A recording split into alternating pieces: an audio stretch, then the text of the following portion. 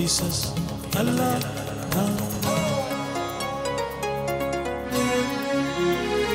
shines of India. ये श्री रंगनाथ का मंदिर है। उनके साथ श्री देवी और भूदेवी भी हैं। श्री रंगनाथ भगवान विष्णु के ही एक रूप हैं। यहाँ पर इनके बारे में जानने के लिए बहुत कुछ है। हम देखते हैं कि श्री रंगनाथ सर्पराज आदि शेष के ऊपर विश्राम कर रहे हैं। भगवान विष्णु का ये स्थान बैकुंठम कहलाता है। यह स्थान क्षीर सागर में है। यहाँ से भगवान विष्णु धरती पर तभी आते हैं जब वो अवतार लेते हैं। इसका वर्णन विभव अवतारम में किया गया है। भगवान राम और कृष्ण विष्णु के देह अवतार माने गए हैं। भगवान विष्णु के यहाँ ढेर सारे अनुयायी हैं। इसके अलावा यहाँ पर भगवान गरुड़ और हनुमान भी मुख्य देवता माने जाते हैं। संगमरमर से बनी ये प्रतिमाएं सरस्वती, दुर्गा और लक्ष्मी जी की हैं। देवी सरस्वती के हाथों में वीणा है। उन्हें शिक्षा और ज्ञान की देवी माना गया है। देवी दुर्गा शक्ति की प्रतीक हैं। वो अपने भक्तों पर कृपा बरसाने वाली हैं। उनकी कई भुजाएं हैं। पापियों के संहार के लिए देवी ने अपने हाथों में कई तरह के अस्त्र शस्त्र धारण कर रखे हैं। माता दुर्गा की उपासना करके हम अपने पापों का विनाश करके अपने भीतर सकारात्मक गुणों को बढ़ा सकते हैं। यहाँ पर उनकी मुद्रा काफी अलग है। आमतौर पर उन्हें भैंसे के सिर पर खड़ा हुआ दिखाया जाता है, मगर इस मूर्ति में मां दुर्गा अपना दाहिना पैर ही भैंसे के सिर पर रखे हुए हैं। श्री महालक्ष्मी के दोनों ओर हाथी खड़े हुए हैं। हाथी को संस्कृत में गजम कहा जाता है। इसीलिए यहाँ लक्ष्मी जी को गज लक्ष्मी कहते हैं। माता लक्ष्मी भक्तों को आर्थिक समृद्धि प्रदान करती हैं। देवी मीनाक्षी को यहाँ मुथु मीनाक्षी अंबिगई कहते हैं। यहाँ पर मदुरई वीरन भी हैं। यहाँ पर वो अपनी पत्नी वेलई अम्मा और बुम्मी अम्मा के साथ हैं। श्री कारूपाना स्वामी भी यहाँ पर विराजमान हैं। ये यहाँ के रक्षक देवता हैं। ये पवित्र स्थल कथावरायन का है। इनके नजदीक ही कजूमारम हैं, जो मृत्यु दंड देते हैं। कजूमारम के बाद श्री संथाना गोपालन की प्रतिमा है। यहाँ पर चंदीश्वरी भी हैं। भगवान शिव के कई नामों में एक है श्री सोम सुंदरीश्वर। शैव संप्रदाय में भगवान शिव को सर्वशक्तिमान माना गया है। इसी वजह से उन्हें महादेव कहते हैं।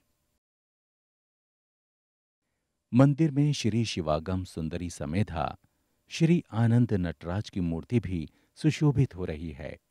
नटराज की मूर्ति भगवान शिव का एक और स्वरूप है।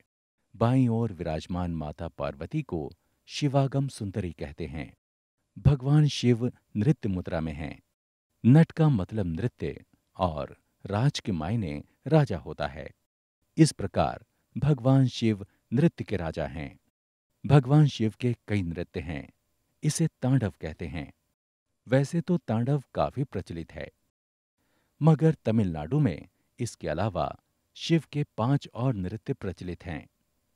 ये नृत्य हैं ऊर्ध्वे थंदावा, आनंद थंदावा, सांदे थंदावा, मुनि थंदावा और त्रिपुरा थंदावा। तमिलनाडु के चिदंबरम मंदिर में भगवान शिव नटराज रूप में हैं। यहाँ वो आनंद थंदावा कर रहे हैं। इस मंदिर के मुख्य देवता हैं श्री मुथु मरियम्मन। तमिल भाषा में मरी का अर्थ होता है बरसात। माता को अम्मा कहते हैं। इस तरह मरियम्मा का मतलब हुआ बरसात की माँ। उनके नाम में लगा मुथु उपसर्ग है। इसका अर्थ होता है मोती। इसका संबंध शीतलता से है। इस तरह भक्तों को शीतलता प्रदान करने वाली देवी मुथु मरियम्मन कहलाती हैं। 9 ग्रहों को मिलाकर नवग्रह कहते हैं। यहाँ पर इनका भी मंदिर है। इन्हीं ग्रहों की दशा और चाल के आधार पर ज्योतिषी किसी आदमी के जीवन में होने वाली घटनाओं के बारे में भविष्यवाणियां करते हैं। यहाँ पर विराजमान श्री दक्षिण मूर्ति भी भगवान शिव के एक रूप हैं। इसके साथ ही भगवान पैरावार भी विराजमान हैं।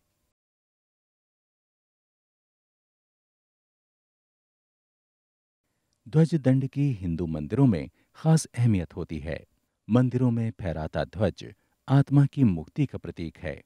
आत्मा शरीर से निकलकर नादि में समाहित हो जाती है। शैव दर्शन में इस बारे में प्रकाश डाला गया है। इस प्रकार हम देखते हैं कि मंदिरों में ध्वज दंड की खास भूमिका होती है। यही वजह है कि विशेष मौकों पर मंदिरों में झंडे फहराए जाते थे। इन फहराते हुए झंडों को देखकर लोग दूर से ही जान जाते थे कि उत्सव शुरू हो चुका है। झंडे का उतरना इस बात का संकेत हुआ करता था कि उत्सव का अब समापन हो चुका है। मंदिर का मुख्य उत्सव कई दिनों तक चलता रहता है। इसे ब्रह्मोत्सवम कहते हैं।